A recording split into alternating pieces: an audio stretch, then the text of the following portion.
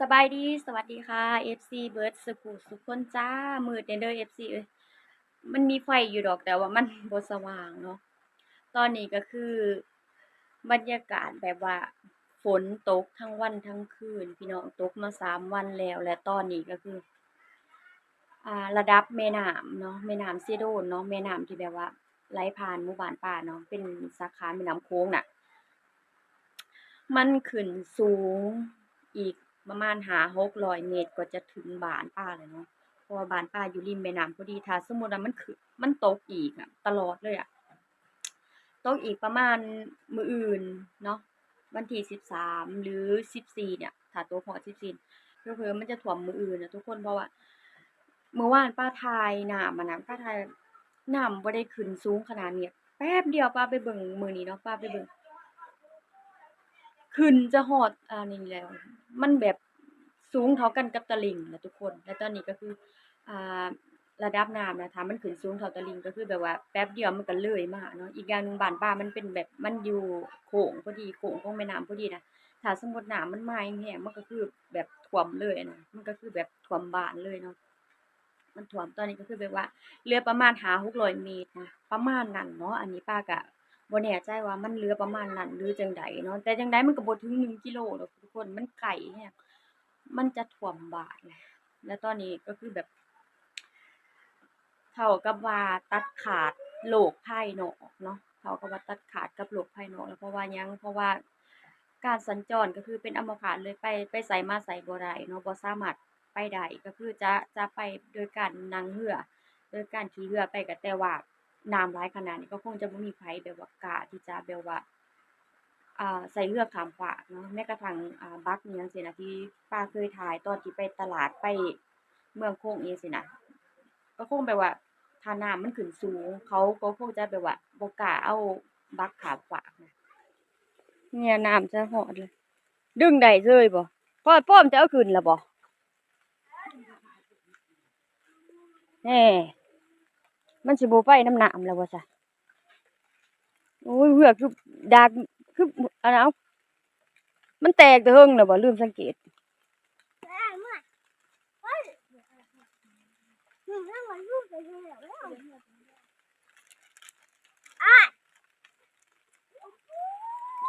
น้ำโพดไหลแห้งเลย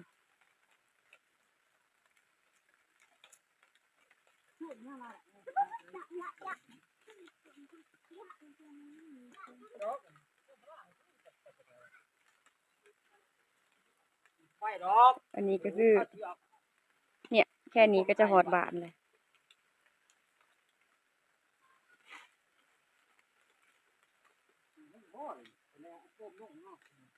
ฝนบ่ตกเพิ่นว่าบ่มีน้ำใช้เอาลงปุ๊บมันก็ตกบัดนี้ท่วมบัดนี้โอ้มเพิ่นเอาลง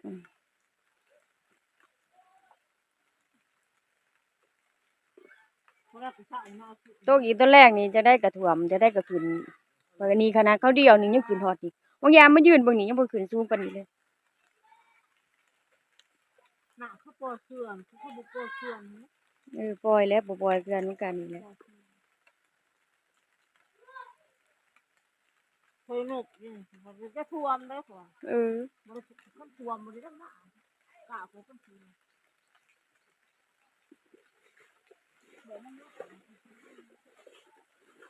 เขาได้แล้วว่าเพิ่นว่า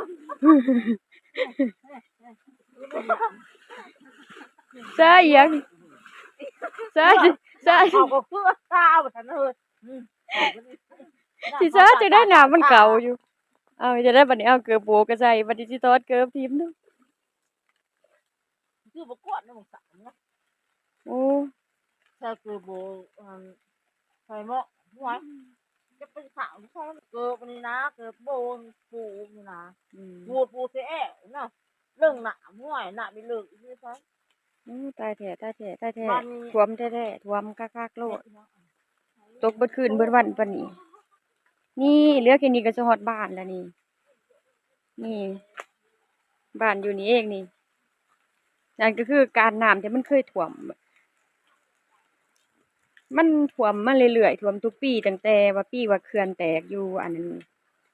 เขื่อนอันนั้นหั้นน่ะที่มันแตกปีนั้น ขึ้นฮอดชั้น2พุ่นเด้อนี่อันนี้ก็คือบ้านของป้าเนาะตกเบิดคืนเบิดวันตกคักตกแน่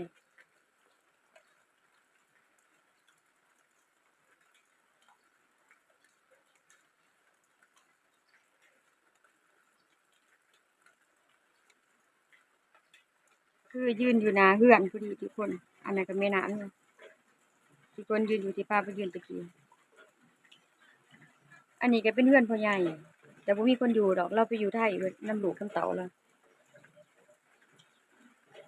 ว่าลูกเพิ่นแบบว่าสร้างครอบครัวอยู่ไทยเนาะส่วนมากก็ไปอยู่พุ่นล่ะ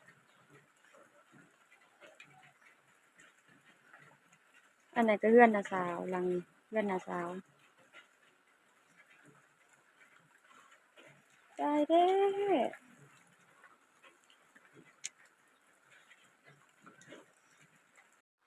นั่นแหละทุกคนสภาพอันนี้เนาะก็คือแบบว่าน้ำมันขึ้นแล้วเนาะ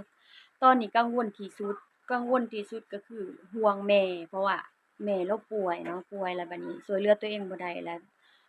ก่อนหน้านี้เนาะก่อนหน้านี้เรายังสามารถที่จะแบบว่าประคองเรามาเข้าห้องน้ำได้เนาะนั่งกินข้าวเองได้ทุกวันนี้ก็คือแบบว่าบ่สามารถนั่งเองได้เนาะนั่งบ่ได้แล้วก็บ่สามารถที่จะประคองมาเข้าห้องน้ำได้เนาะ ก็เลยแบบว่าป้าก็เลยห่วงแบบว่าถ้าน้ำมันขึ้นแรงถ้ามันท่วมน่ะบ่ฮู้ว่าจะเฮ็ดจั่งใดบ่ฮู้จะเฮ็ดจั่งใดบ่ฮู้จะพากันไปอยู่ไสถ้ามันท่วมเพราะว่าถ้ามันท่วมนี่ก็คือฮอดชั้น2เลยเนาะมันจะท่วมแบบเหมือนทุกปีที่มันท่วมนะอ่าทุกปีอะตัวป้าเองก็อยู่ไทยเนาะอยู่กรุงเทพอะนะป้าก็จะติดต่อหาแม่นะมันจะเป็นแบบว่าไฟฟ้าก็บ่มีหยังก็บ่มีน้ำท่วมเนาะคือติดต่อกับแบบว่าป้าติดต่อพ่อแม่บ่ได้เกือบเดือนน่ะทุกคนพ่อแม่ป้าอพยพแบบว่าไปอยู่พื้นที่ปลอดภัยเนาะที่แบบว่าพ่อใหญ่บ้านหรือว่าทางการเพิ่นจัดให้เนาะเพิ่นให้ไปเนาะอันนี้คือการแต่กี้นี่พ่อใหญ่บ้านเพิ่นก็ประกาศแล้วเนาะว่าเพิ่นก็ประกาศแล้วว่าให้เตรียมความพร้อม ผู้ใดมีสัตว์สาวาสิ่งก็คือแบบว่า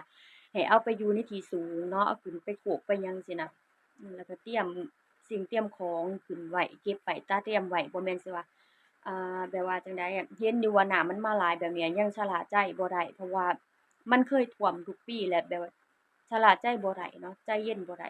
ก็เลยแบบว่าต้องเตรียมเลยถ้าน้ำมันขึ้นระดับนี้นะคืนนี้มันต้องขึ้นต้องฮอดบ้านป้าแน่นอนป้าว่านะ ถ้าฝนบ่หยุดตกตอนนี้ก็คือตกบ่ได้ตกแรงนะทุกคนก็ตกแบบค่อยๆจะตกทั้งวันทั้งคืนเลยอะฝนน่ะก็ฝนลิ้นเนาะก็คือแบบว่ามันตกตลอด24ชั่วโมงนะทุกคนป้าก็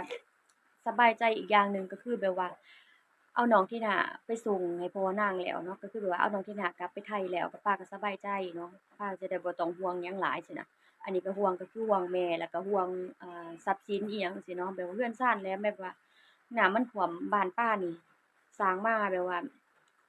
สร้างมาก็แบบว่า10กว่าปีแล้วเนาะที่จริงอะข้างบนมันเป็นไม้แม่นบ่อันนี้ก็สร้างมาโดนแล้วแหละ ย้ายย้ายมาจากบ้านหลังเก่าที่อยู่คุ้มไต้เนาะ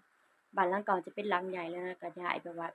ย้ายมาเฮ็ดอยู่นี่เนาะมาเฮ็ดอยู่ที่ของพ่อใหญ่แต่ก่อนอยู่บ้านอยู่ดินของย่าเนาะก็คือแบบว่าก็ย้ายมาอยู่ที่ของพ่อใหญ่แล้วก็ทีนี้ก็มาปลูกเรือนก็คือแบบหลังน้อยส่ำนี้แหละมาปลูกแต่ก็ว่าเฮ็ดได้หลายปีแล้วล่ะทีนี้ก็เลยป้ามีเงินมีหยังเนาะก็เลยแบบว่าสร้างเป็นแบบว่า